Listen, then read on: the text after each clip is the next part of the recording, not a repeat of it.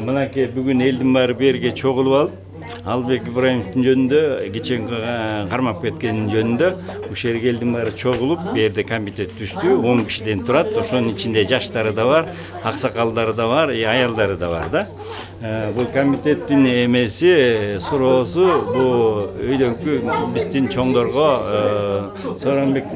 Сооронбай Шариповичке кайрылуусу, что биздин балдарды мынчалык эмеге барат деп кайрылуусу да мынча. Пока азыр мына элдин баарын ынтымакка чакырып, бу жерден ызы чуусу жок эле закон негизинде ошого Сооронбай Шариповичке кайрылып атышат да.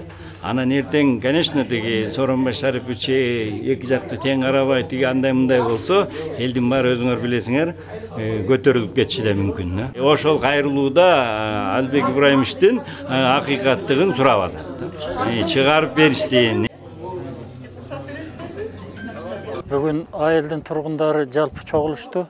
Булардын чогулушканын себеби Бишкектин экс мэри биздин айылдын кулуну Албек Сауырбековичтин маселеси боюнча болуп жатат.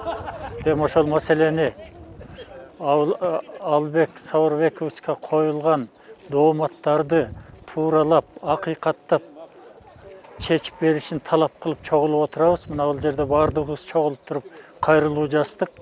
Кайрылууда эч кандай чыр-чатак маселеси жок. Болгон иштерин, ал кишинин ишмердигин, анын кийинки жылдарда Бишкек шаарын түп тамырынан бери өзгөрткөндүгүн, инвестицияларды тартып келгендигин, Дастан заводун дагы өзгөрткөндүгүн, ошол далай инвестицияны заводко да тартып келгендигин биз билебиз.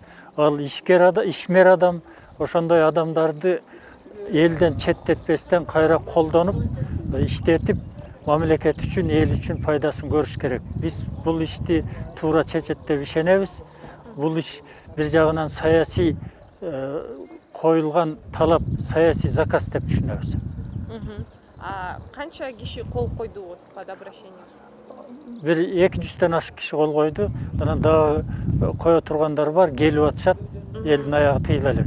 Силердин талаптарыңар, сиз сурап койдуңузбу, могула биздин талаптарды мына бүгүн 5-күн, 1-күн алып барып бардык жерлерге беребиз, жогорку мамлекеттик жетекчилерге да беребиз. Андан кийин туура чечим күтөбүз. Туура чечим силердин оюңар боюнча туура эмес чечим. Туура эмес деген чечим болсо, биз мындан ары да бара беребиз, талапты кое беребиз, талап кыла беребиз.